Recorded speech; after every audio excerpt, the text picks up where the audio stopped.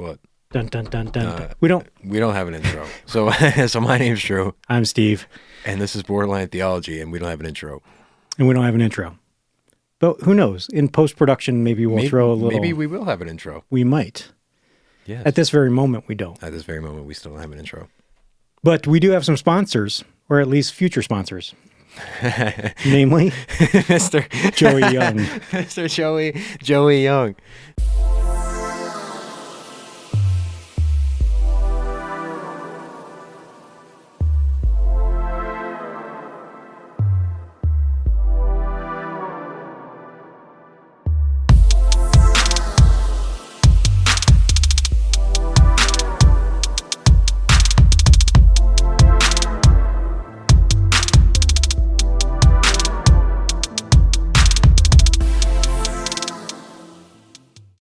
Episode 3. Yes. Who would have thought we made it this far? I mean, we started episode 2 off kind of the same way. I mean, all these haters, man. There's a lot of people. There's a lot of buzz about borderline theology right now on social media. A lot of buzz. There's a lot of buzz, a lot of haters. I mean, I don't know how to feel about that. I mean, I think anytime you step out to do something great, you're going to get haters. We're talking about haters we don't even have. We're talking about haters that we don't even have it. Maybe we do. maybe there's one random person who goes, you know what? Those guys suck. So are you saying that there's no possible way anyone could hate the show? That's a good way to flip it. But I mean, we could. I mean, they could hate us. I mean, what is there to hate? That's what I'm struggling to find. I think it's not so much they hate our content because, as we said in episode 2, it's kind of like Nickelback. I mean, yes, the content's good. People just love hating on Nickelback. Yes. But they secretly enjoy Nickelback in the privacy of their own home. Yes. So it may be the same thing with you. I mean, maybe you're jealous of the obvious success that Drew and I are heading for. Yes. And again, we're not in it for the success. We're humble Joes. We're just average people. Yeah. If you don't like it, don't listen to it. That's just straight up. We need t-shirts. If you don't like it, don't listen to it. But please like and subscribe and tell all your friends about how awesome it is. We need t-shirts that say on the front that say if you don't like it, don't listen to it, and on the back, but also tell all your friends about it. Exactly. Yes. Yeah. We're going to do that. And actually, so getting back to our future famous sponsor, Joey Young. He needs t-shirts that says Joey Young, future famous musician. Yes. Or yes. I don't get why up and coming musicians just don't do that. Like just wear a shirt that says like facebook.com/ like you never know. Like there's nothing wrong with that. I mean, no different than going into somebody's comment section and saying, I'm the best 15-year-old rapper in Florida. Did you ever see those on Instagram? No. There's a lot of them on Instagram. I guess they're just like bots that these guys get for them, or they're just really committed to their craft. And they're like, I'm the name a 15-year-old rapper in Florida who's better than me. or like, can you tell me if my music's trash? Be honest. And like, they're all the same. Like everybody has the same one. And all the comments like are just like, yeah, you suck. Like, and like nobody goes to listen because, I mean, listen, I always like those because like, who cares? Like, But yeah, like nobody actually goes to listen to them, but they tell them that they're bad 'cause they don't like self-promoting. But I don't see the issue with self-promoting. No, and I don't see the issue with like actually having a positive outlook on. No, you know what I mean? Yeah, we obviously are not going through all this trouble. We are not the best 15-year-old rappers in the Miami area. No, we are not. No, we are not. And we admit that. Yes. We admit that. We are. You got to know your strengths. Normal guys that just want to talk. And that's so we want to talk. And we feel like, we enjoy just talking. Like, even when the camera's off, Drew and I actually have a rule now that we can't talk to each other because there's so many gems that come out in our conversation that we feel like that should be on camera. Yeah, so we can only give each other looks and grunts off camera that's because we want to capture the magic for you guys. So did you ever see that South Park episode? We're going to talk about theology soon. We are, but it's borderline theology. So. There's a South Park episode because they're all kids, and there's an episode where they all start going through puberty. Oh yeah, and they all start competing for the girls in the class, and they all go like apes. And that's not an accurate representation. I mean, that's kind of Drew and I off camera. Yes, that's what I was getting at. And yeah.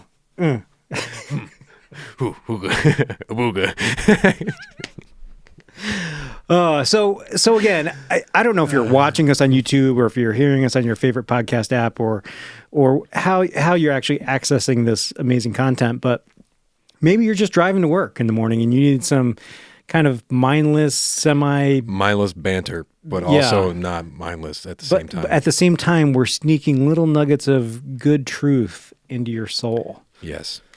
So, or maybe you just put this on in front of your kids to keep them occupied while you're making dinner. I don't know. But we're here for you. Actually, we're just here for us. Yes. Once again, if you don't want to listen to it, then don't. Just like and subscribe and tell your friends. just like us every single time and place in the background. Right. So, I mean, we're setting our sights high here. Yes. There's no doubt. I mean, if you shoot for the moon, you might land amongst the stars. We're hopeful that for every episode, we get one more subscriber. So by like 100 episodes, we have at least 100 subscribers. Yes. And I think that's an attainable goal. Yeah. I mean, after we mention Joey Young's name one more time, everybody's going to watch. Yeah. So again, if, this isn't everybody's cup of tea, but if it's not yours, like and subscribe and tell your friends. And you have some interesting books over there. I do. So let's get back to the name of the podcast. Because if you've hung in there with us till episode 3, you might be thinking there's no way. There's less theology and borderline leaders. Theology than, but that's not what we're about. We're about, we certainly want to work some spiritual truths into the show here. But again, we're just regular guys that, we put our pants on one leg at a time. Maybe some of us do. We order our subs at Subway just like any other person. And get extra stuff on them. Get everything possible we can on there to get our money's worth. But I think one of the segments we're going to try to work in here is a little book review. Yeah. Because I'll tell you, I mean, I've never considered myself a big book reader, but something happened where there was a kid years ago. I used to work with youth group, and there was a kid that was in our youth group. Now, fast forward like a bunch of years, he's like a pastor at a church somewhere, and we were connected on Facebook. And at the end of last year, just a few months ago, he posted something on Facebook like, here's a list of the books I read this year. And it was like 25 books or something like that, or 20. And I was like, what?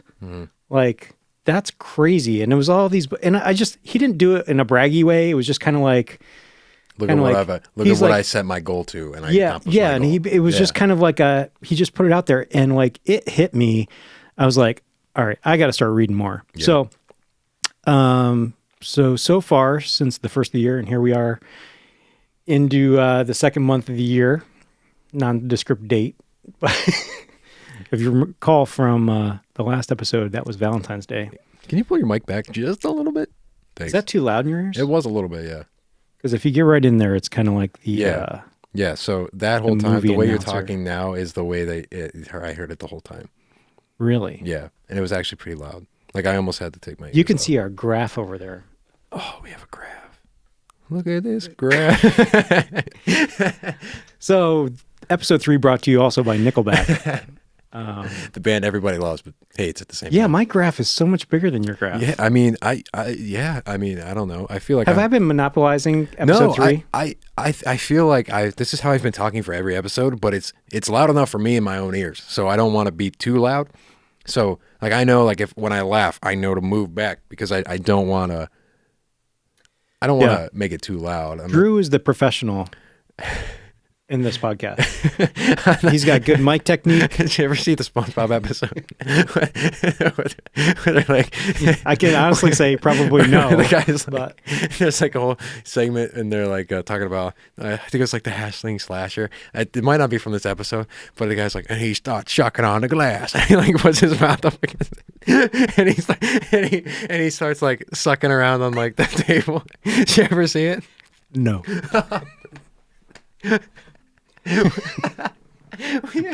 but I It's okay. sure So it's pretty anyway, when you have it on the mic, it's like you're just like sucking on the mic. okay. So I won't do that anymore because I don't want to annoy my co-host any more than I have to. So where we're book review. Yes. So since the first year, I started reading some books. I had a Facebook ad pop up last year, like right in December, and it looked like an interesting book. So I just clicked on it and I bought it for $10, and it showed up in the mail. I tend to like old school hardback, actual paper books. Mm-hmm. I can read them on a tablet or on a phone, but I mean, which is nice and convenient because you always have it with you. Mm-hmm. But there's something about an actual book. You know what I mean? So this first one, you can see it here. It's called Killing Kryptonite. So I tend to be more of a Marvel guy over a DC guy, like Joe Young. Joe Young tends to be more Marvel than DC. Great guy. So I've modeled my superhero theology after Joe Young, but the idea of this book is we have access to some supernatural power through the Holy Spirit, kind of like Superman has supernatural powers, but there is a substance called kryptonite that will render him powerless. And so there's some things in our spiritual life that can render us powerless, namely sins, different things that we do that we shouldn't do. It actually can kill some of the power that we have in us. So this book, I finished it in the month of January, and it's actually a really good book. So it's called Killing Kryptonite by John Bevere. Highly recommend it. It's like $10. So I honestly might buy it then. If it's like $10, yeah, I'll definitely get on that then because I could actually loan it to you. Oh, what a guy! Well, let me finish that book that you. Yeah. Had. So now the second book, this is actually a copy of the Screwtape Letters by C.S. Lewis, and this copy is Joe Young's copy. Man, so many. I was mentioning this book, how I read it a long time ago, and he goes, I was saying how I want to read it again. And he goes, I have a copy you can borrow. I mean, here he is, future famous musician. So humble. I mean, seriously. So you're actually reading this letter now. Yes. Or this book I'm now. 3 in. You're 3 in. How many total letters? So this There's is 31. 31. Yes. So this is a fictional book, Mm-hmm. but it's a collection of fictional letters. Yes. From one demon to another, the uncle, Screwtape, to his nephew, Woodworm. Mm-hmm.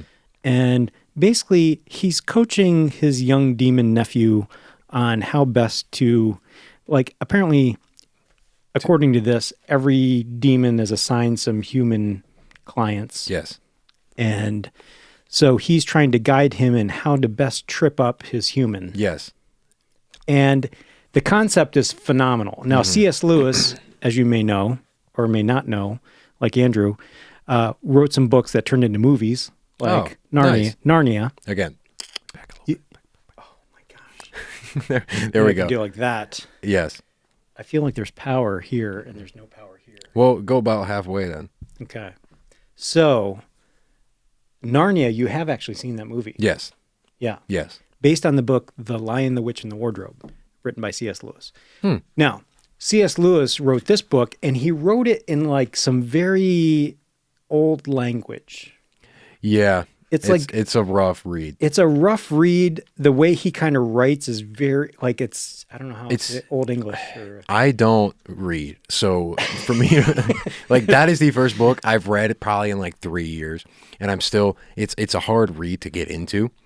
So what I did was, I didn't tell you this either, but I bought a Bible study guide with it. So for each letter, there's little things that you can go through. So like if you had a small group and everybody in the small group was reading it, these would be talking points for the small group. Really? Yeah.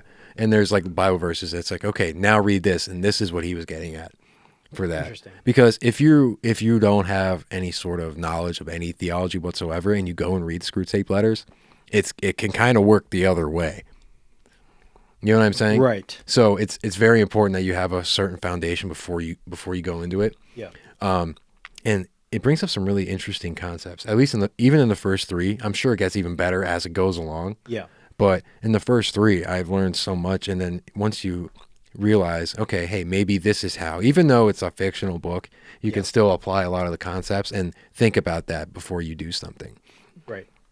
Yeah, actually, he talks about a lot of things in here in terms of just all of the different things in the world that can distract us from kind of our purpose, and some things that we think in general are good can still distract you.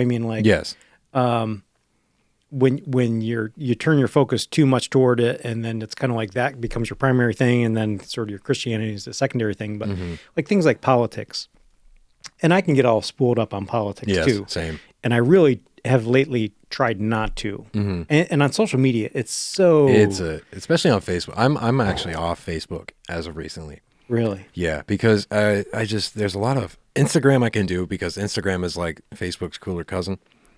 But like, I know you're in that one group, and I totally haven't liked any of your pictures lately, not because I don't get the notification for them, but because I literally blocked it on my phone. Yeah. So I can't go on there even if I want to. Yeah. Because there's just a lot of bad news, and I just don't want to be flooded with that. Yeah. So, maybe in the future I will unblock it, but for now it's blocked. It's a random. I don't even know if I'd be able to ever unblock it because I closed my eyes, typed in a PIN code, and now it's blocked. Yeah. So yeah. But social media is a big thing.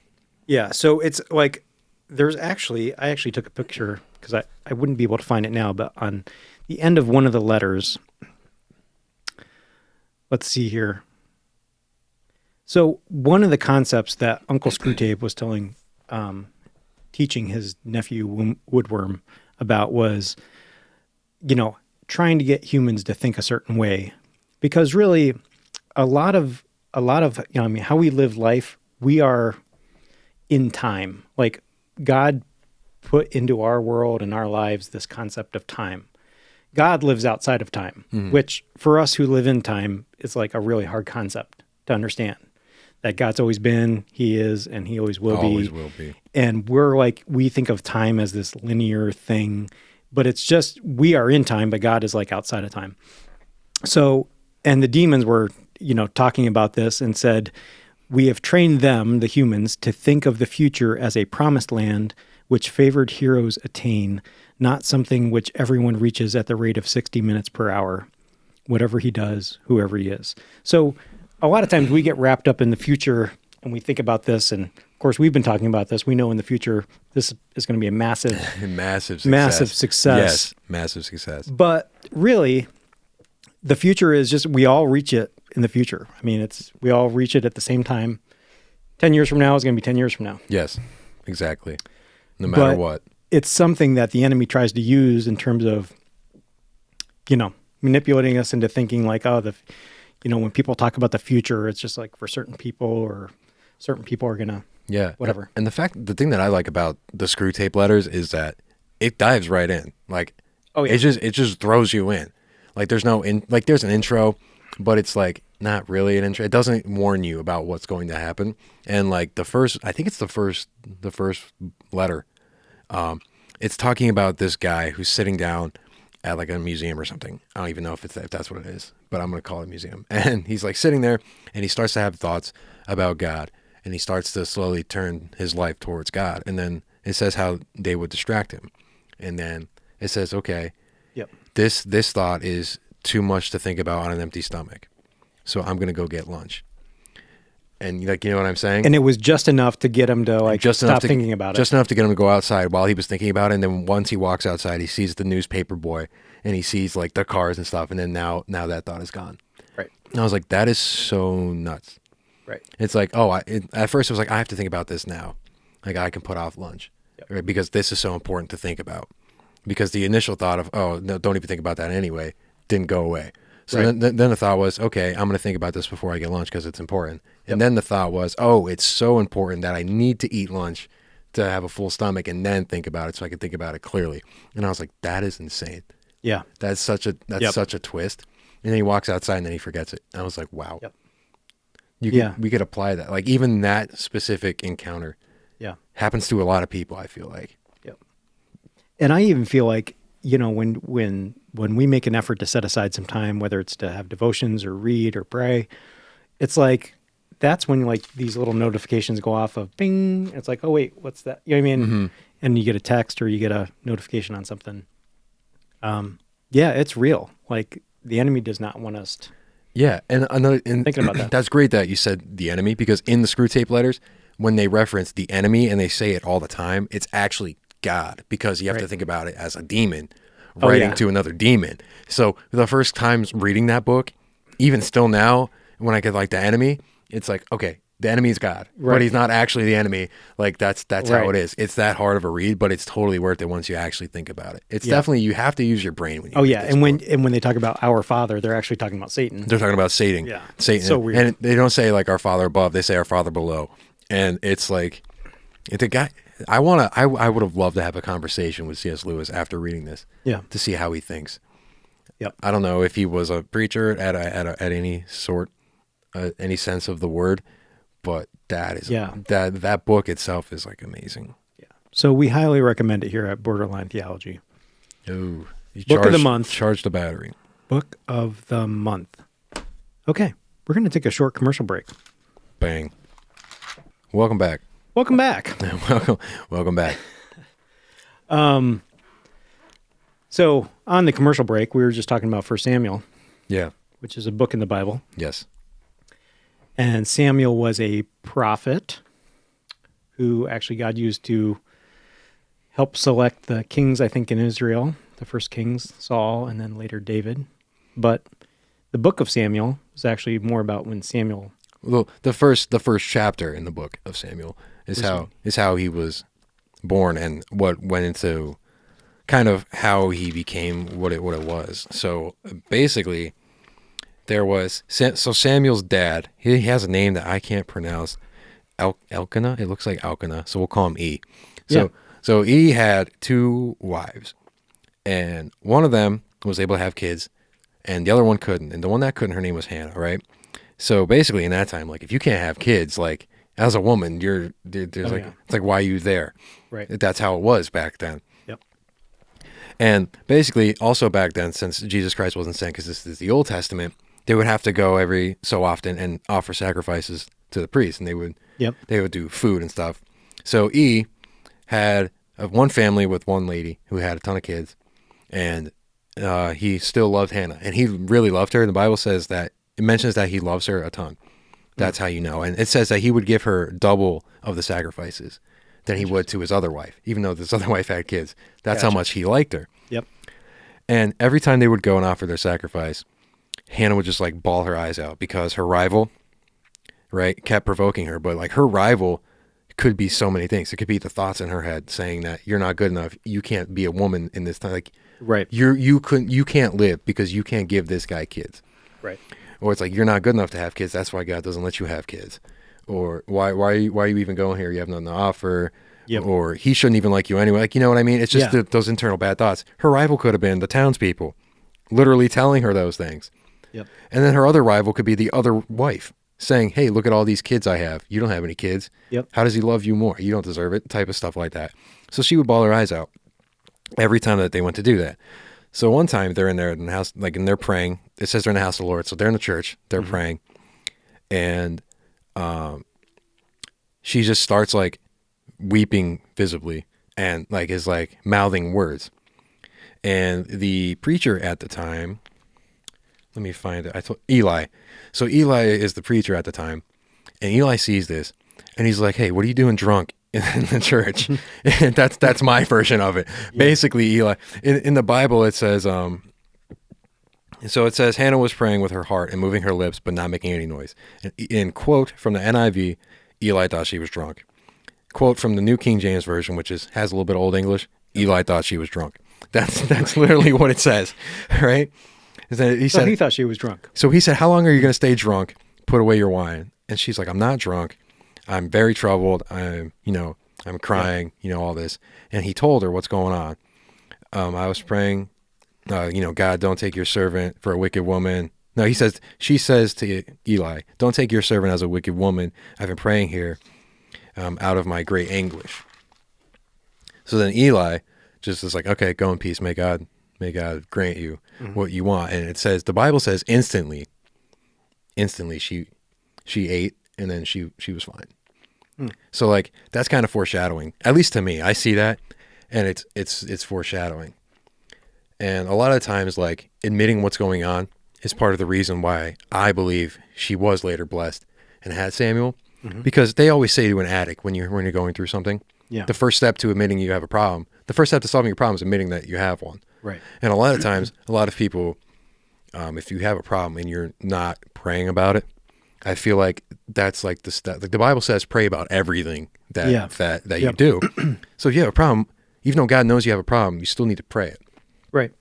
Yeah. So that's a show of faith. It's like, okay, she's finally facing her rivals now, and that she's finally telling somebody that, hey, this is what I'm going through. This is what I need to do. Yep. So then she tells him, and then she goes off, and the way that she did it too is also a good thing. So like, I believe that a lot of the New Testament stuff says what happened in the Old Testament, like why.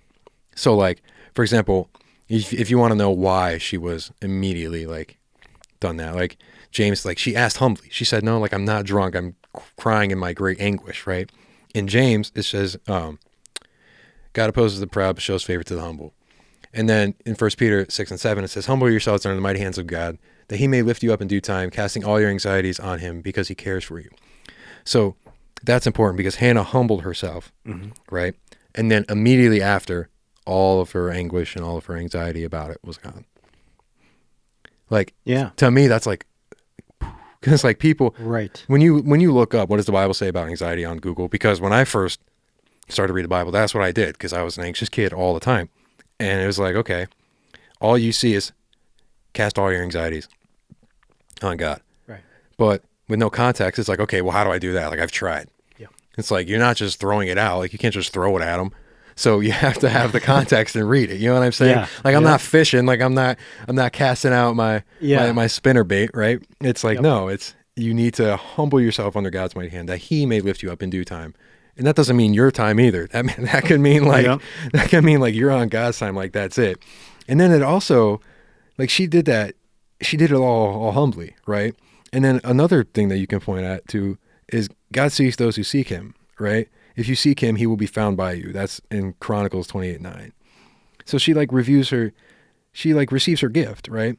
Because she sought it with faith and she did it humbly. And to me, that's like I want to be like that. Like I want to have the faith and I want to continue to go back. So then when she was praying, right? She prayed like, God, like if you give me a son, he will serve you. Like I will give him to you and he will serve you. So she made like a vow. And in the New Testament, it says don't make vows because you know you're never going to live up to them. Yep. Right? But she lives up to her vow, which is another awesome thing. And it tells why she named him. She named him Samuel because I asked the Lord for him. And I believe it's Hebrew or something. Samuel has something to do with, it has something to do with that. It's in my Bible. I don't know. That's why I wrote it down. But yeah, it's like, I want to have the faith that Hannah did. And and she didn't forget it either. She didn't forget her gift that God gave her, because what it says, she waited. She didn't go back to the church when he was born until he was weaned, which means that, you know, he was able to eat other foods. Right. Besides like, you know, your baby food and all that stuff. And then she brought it back, and then she said, okay, like she goes back to him. It's got to be like 3 years later. I don't know how long it takes a baby to get weaned. I'm not anything about that, but say he's around 3, right? I'm not a mom. He's 48 months old. I don't, parents do that. I work with people who are pregnant at the moment, and like, they know, like, oh, like I'm like 32 weeks. I'm like, okay, that doesn't help me. Like I know like 9 months. Like I'm sorry. I tell them this. Like I'm like, I have no idea. So yeah. So generally there's about 4 weeks to a month, but to help you out with the math there. Okay. That's good. But yeah. So but that is really good stuff. Yeah. I mean, she like remembers, and then she goes back to Eli, and I can just picture in my head. I picture Eli chilling there, and she walks up to him with this kid, like, hey. He's like, hey, like what? Like, what do you want? Can't you see I'm getting my sacrifices here? He just goes, this is my boy. He's like, cool. Like, cool. Nice to meet you, boy. Like, and then she's like, do you remember me? I said, I prayed for this boy and I said he was going to serve you. Well, here he is. He's going to serve you. And then it goes off. Yeah. And then, that's the end of chapter 1. But the whole time, her husband, also in this is why I love this chapter. This is why I have 5 pages of notes on this chapter. It's her husband, right? When she would go and weep all those times, he says to her, like, isn't my love worth more to you than 10 kids? Like typical dude, like just not getting it. You know what I'm saying? Yep. And then at the end, when she has the kid, she's like, I prayed for this kid and he's going to be the Lord's, but I'm not going back there with you until he's weaned. And then he finally gets it. He's like, quote, do what's best for you. Right. Yep. And that's like, okay, like now, like you could see the growth in him too. Like he kind of learns and understands what's going on. Right. So there's so much in 1 Samuel 7. Yeah. It's so nuts. So you feel like Hannah sometimes. Hannah is the person that I strive to be, yes. Because the amount of faith that she exhibits. Yeah. Right. So like, not the making a vow part, because I know you're never going to be able to live up to the vow. Right. Right. But having the faith and the prayer to say, do this. And then when you receive it, to be thankful, because she didn't run around and say, this is my kid. I have my kid now. I'm never going back to church. You know what I'm saying? Right. She said, no, I said this was going to be yours. It's going to be yours. So I think that same thing of, I mean, obviously people having faith throughout scriptures is like, whether it's the one person that when Jesus was walking by and there was a crowd and they're like, if I could just touch his robe, you know what I mean? Yeah. I'll be healed. Mm-hmm. And then, when the soldier came and said, I have this servant that's sick, and if you just say the word now, I know he'll be, you know what I mean? And Jesus talked about like all these people that, and their faith, and that's, you know what I mean? And there's definitely a lot of stories in the scriptures that just encourage us to just, because let's be honest, we're regular guys, right? Yeah. And sometimes the future is like uncertain. Yeah. You're certain this new path to potentially go down the road to, ministry. It's a little scary, right? Yeah, absolutely. It's horrifying because, I say this, and hopefully if I'm lucky one day, I'm going to get to say this to people. And it's this point of, I sin more than anybody that I know, right? Yeah. And the fact that getting comfortable with that and knowing that it's okay to screw up is a big thing that I feel like everybody needs to know. Yeah. But especially when you're going and you're going to say like, I may be preaching to people, right? Right. The big thing is like, you have to be comfortable with knowing that you're not perfect, but it doesn't have to be, because you're not reading something that you wrote. Right. Yep. So that's the one before I, was accepted into this, before I truly decided to say, if I'm going to do this, I'm going to do it. Like that's what I sat down to realize. And what I had to come to terms with was, at the end of the day, it's not my words. Right. It's my interpretation of the words. Like what I just said about 1 Samuel, somebody can look at it and see it a completely different way. And that's the beauty of interpretation. Yep. Right. But at the end of the day, it's still God's word. Yeah. That is going to do that.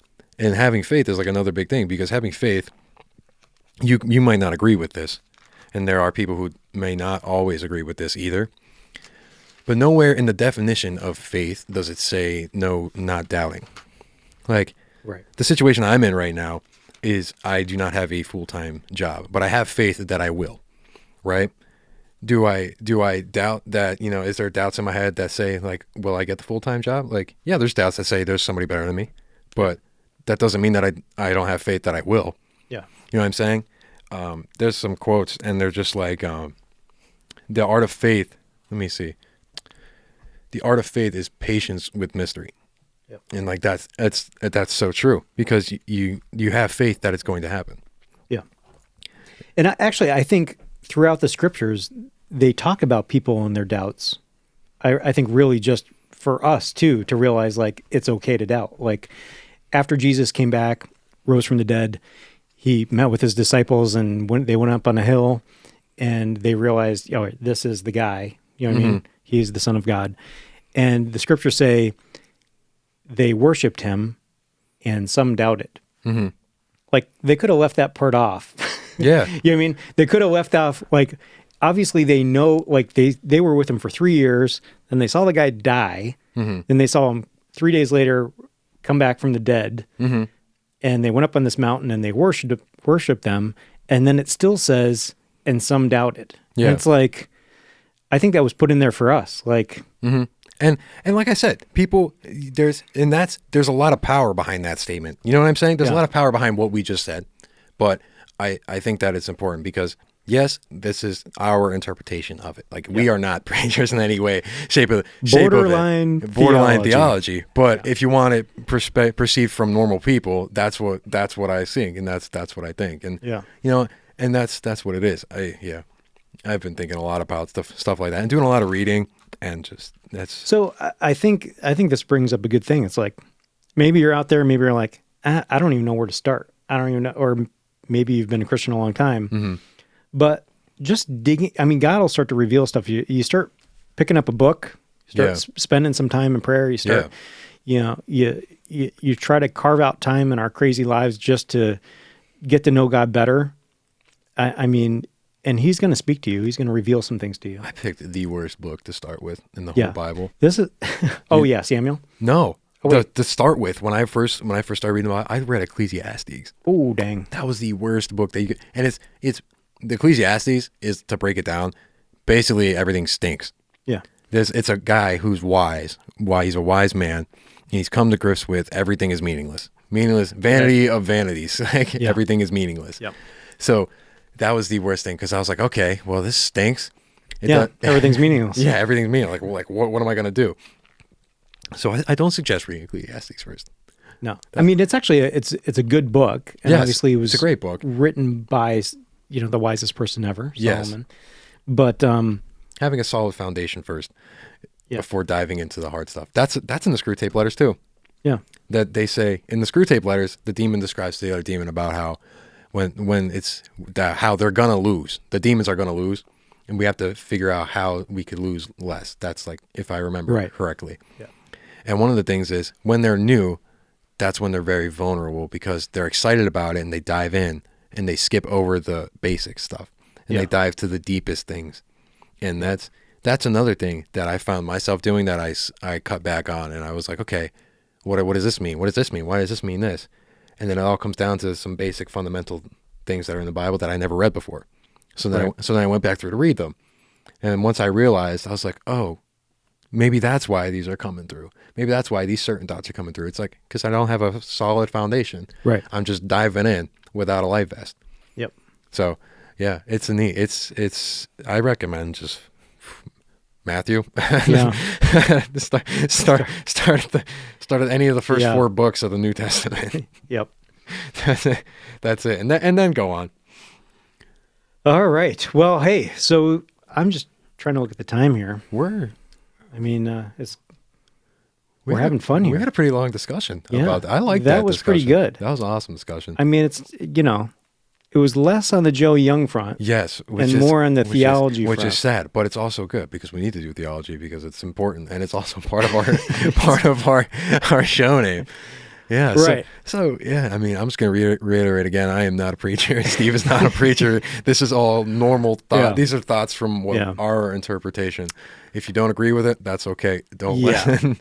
And actually, I mean, we're average guys that are just trying to live life, but realizing that have a solid foundation. God has I do believe that God has a purpose for every one of us. Mm-hmm. And He doesn't just do everything though. Like there's a part that we have to play. Oh yeah, totally. You know what I mean? And I always heard like work as everything, like as if everything was up to you, and then just pray like everything's up to God. You know what I mean? And then, cause then He'll meet us in the middle, and whatever effort we put into it, Andrew took 5 pages of notes on the first chapter of Samuel. So, I mean, digging in and trying to figure things out is our part, and then God's going to do His part. And so, maybe you're wondering like, what's my purpose? Why am I here? Why did I, you know what I mean? And I believe a lot of those parts include losing. Like if you're gonna like, if I used my example of a job beforehand, right? One of the ways that I can continuously, if I don't get a job, right, that doesn't necessarily mean that I should lose faith, because that can mean you're drawn to do something else. Right. You know what I'm saying? Yep. So that's a lot of it as well. So that's the one thing that I feel a lot of people realize too, is that, oh, I lost. Okay, well that doesn't mean that doesn't work then. It's like, no, like you don't just get everything. Like that's not, if that was like that, the world would be awesome. Yeah. Right. But it's learning how to cope with things in the sense of God will guide you in that way. Yep. Nice. Yeah. It was nice. So I guess that's it. We don't have an outro, do we? We don't have an outro. Roll the credits. Usually we talk about Scranton, Pennsylvania. Usually. And Pennsylvania polka. So I guess on that note, if you hung in here till the end of episode 3, hopefully you got something out of it. Yeah. If not, you don't have to listen. Yeah. If you don't like it, don't listen. Just like and subscribe. I'm a head out. So, you out? Okay. Stay classy.